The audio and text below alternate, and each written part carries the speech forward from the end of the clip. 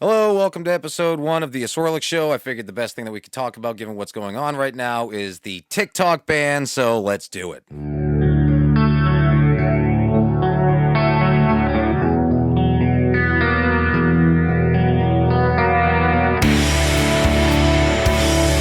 Hello, and welcome to the Asorlic Show. So today I figured I would talk about the TikTok ban, given that I'm a TikToker. Yes, I come from TikTok.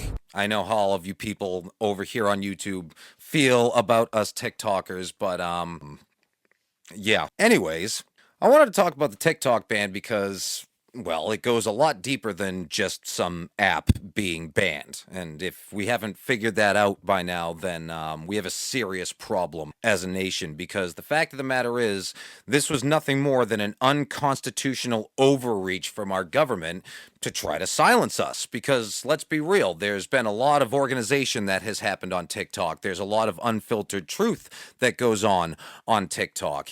And for those of you who never use TikTok or aren't familiar with TikTok, then I want to just explain that, yes, there is the side of TikTok that is just a bunch of mindless dancing and lip syncing and all of this ridiculous shit that nobody cares about, right?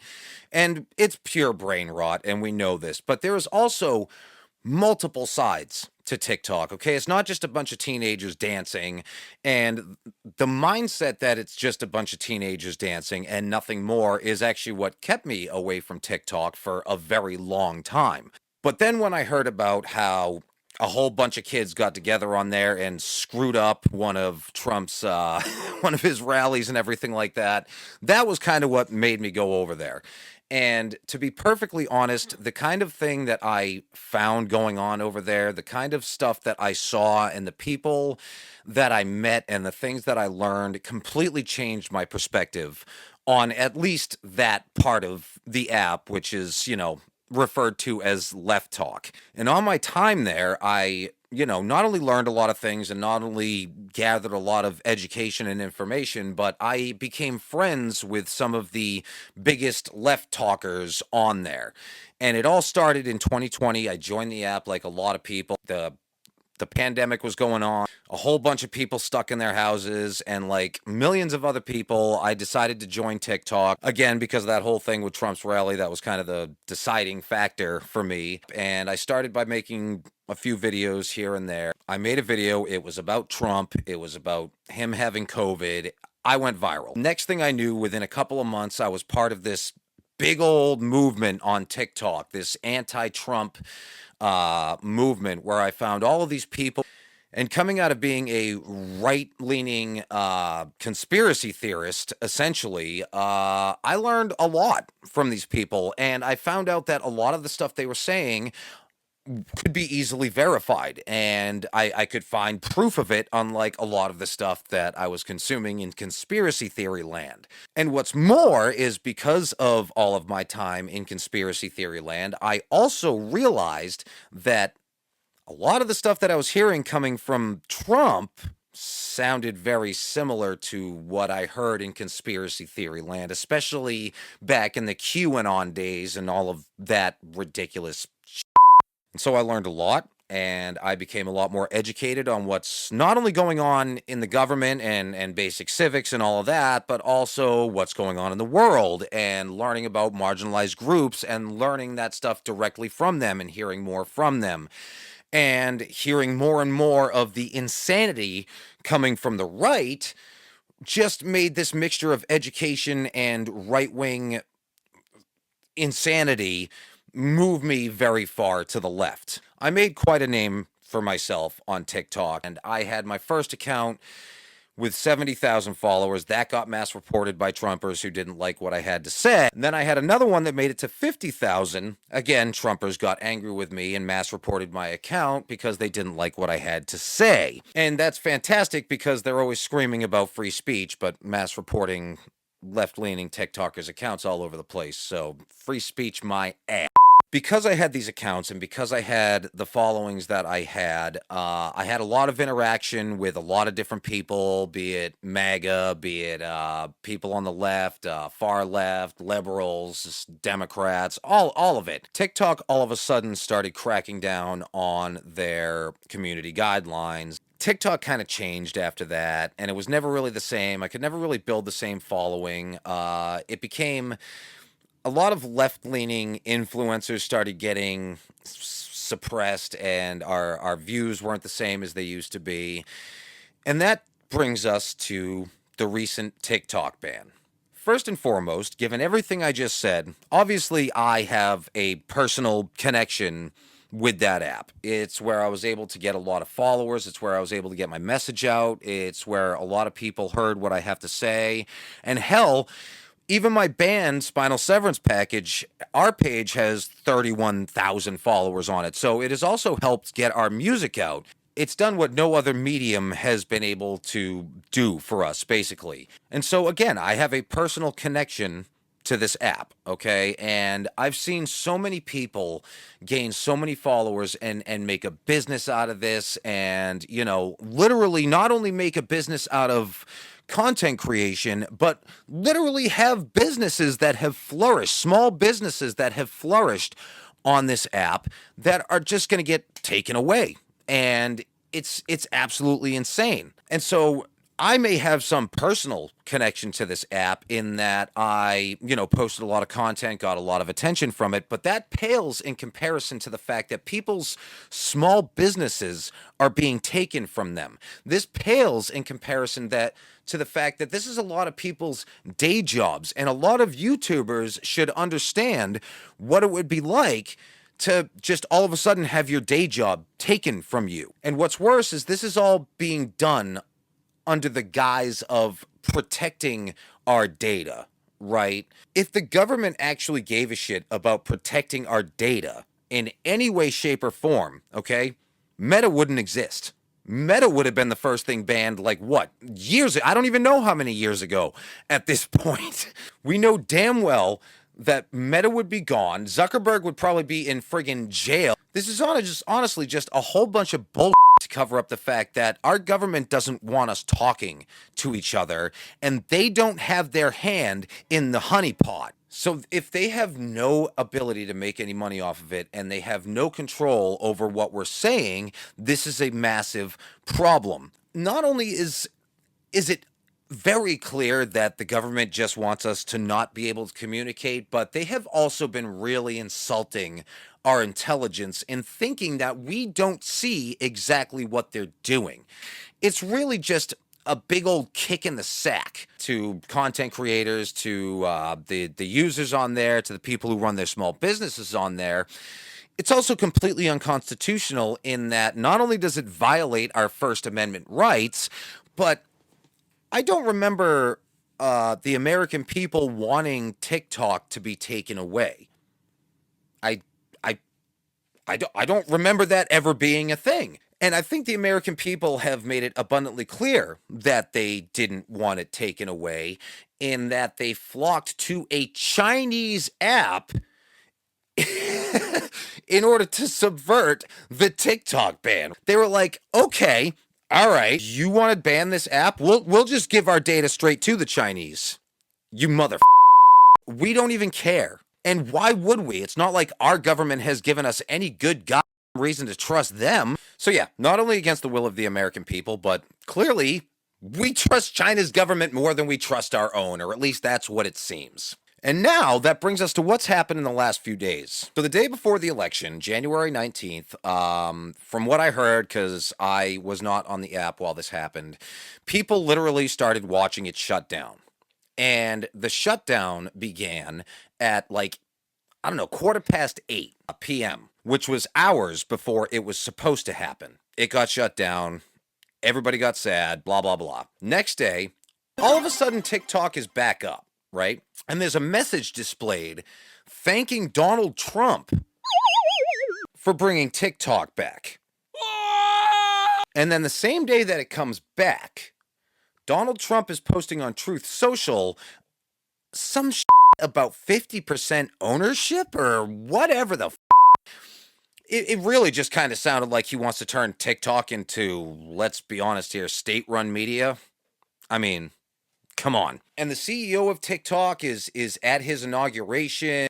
The more that I've been thinking about it and the more information that I have heard about the shutdown, the more it looks like it's some kind of stunt by Donald Trump to look like he is the savior of TikTok. But the problem with that is the same problem with Trump on a lot of things, is that he started this. A lot of people seem to forget that if Donald Trump hadn't started this crusade against TikTok back in 2020 when he wanted it to get banned, none of this would be happening right now. There would be no TikTok ban. Zuckerberg never would have taken out millions and millions of dollars in smear ads against TikTok because they were destroying him. All of these Trump sycophants who spent years talking about how badly they wanted the TikTok ban, and then the second that Donald Trump saved it, they're all over social media and suddenly all about it.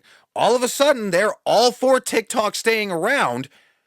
What the Are we for real right now? Are we for real right now? And again, this goes back to the fact that these fucking assholes don't think that the American people can figure out what the hell is going on here.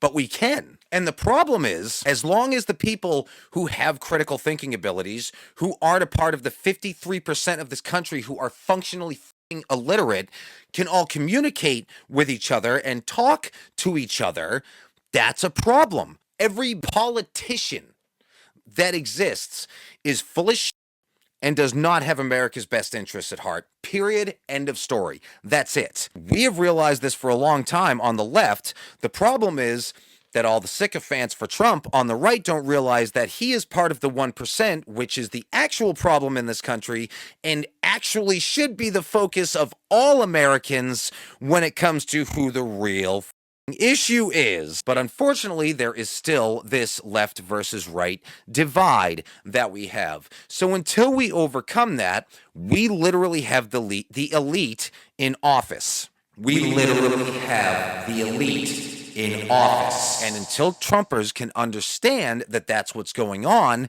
we cannot bridge that divide. We cannot bridge that gap, and we cannot have a discussion. And all of this ties back to what Donald Trump is doing. This is another one of Donald Trump's stunts to look like the hero, the firefighter who put out the fire that he caused.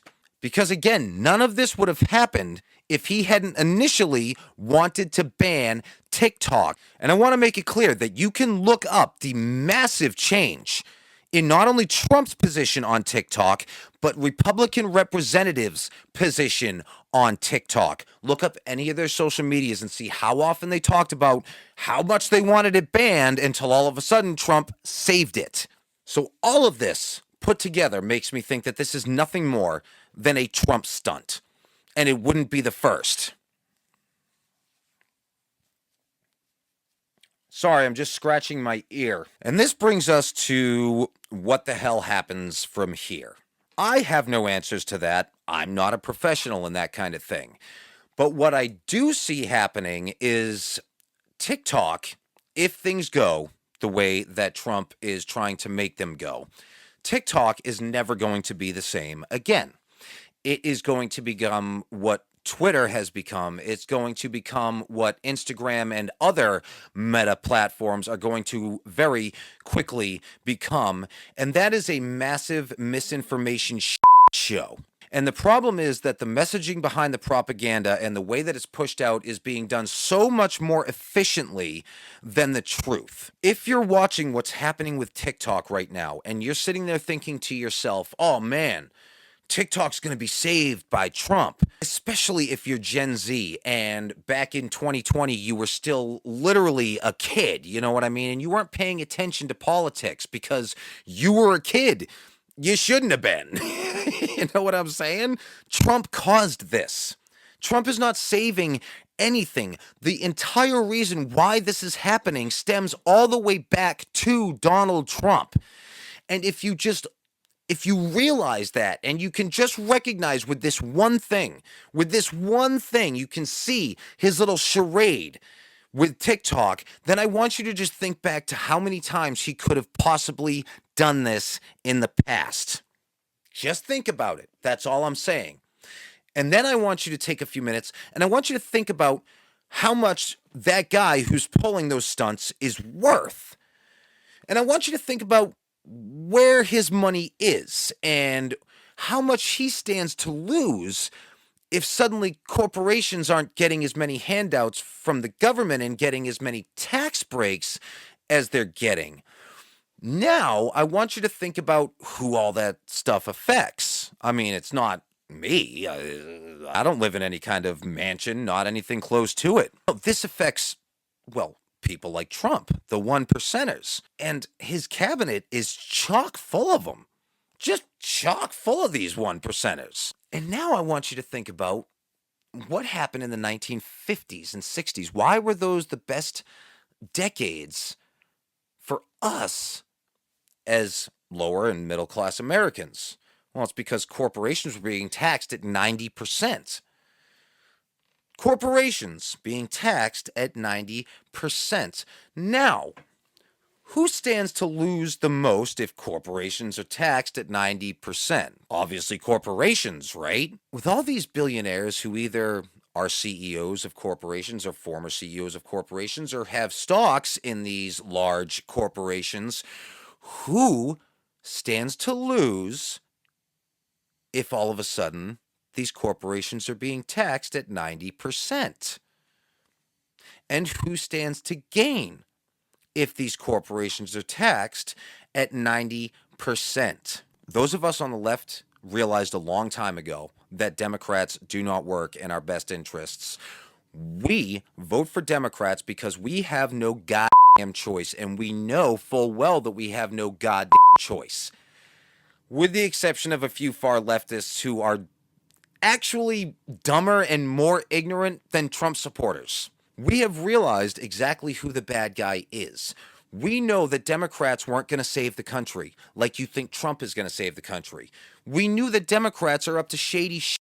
It's just not as shady as what's going on the right.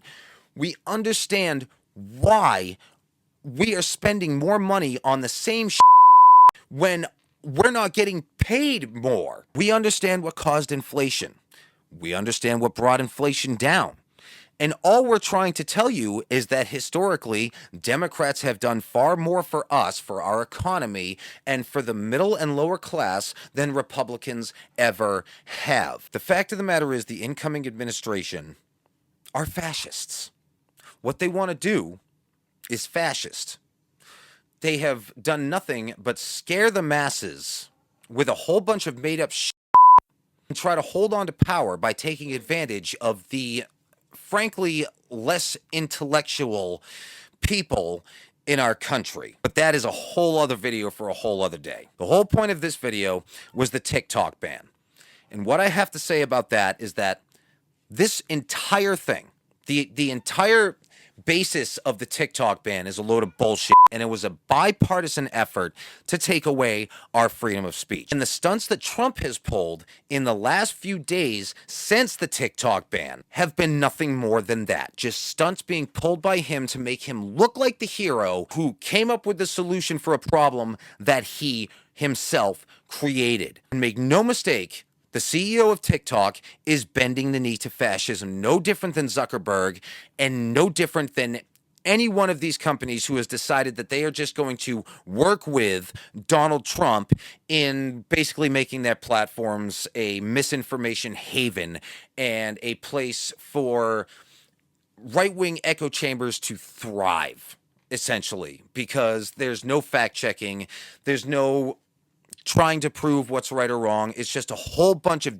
dipshits saying a whole bunch of dipshittery to each other and nobody learning anything of any real substance. If TikTok comes back, even given all of the things that TikTok has given me as a creator, I don't see myself going back. I don't have any desire to do so at this particular moment. I'm going to sit around, I'm going to wait, I'm going to see what happens, and honestly, I'll just kind of wait to see what my friends on there have to say and what their position is on how it's going and decide from there, because I have no interest in walking into the short video or short form video version of Twitter.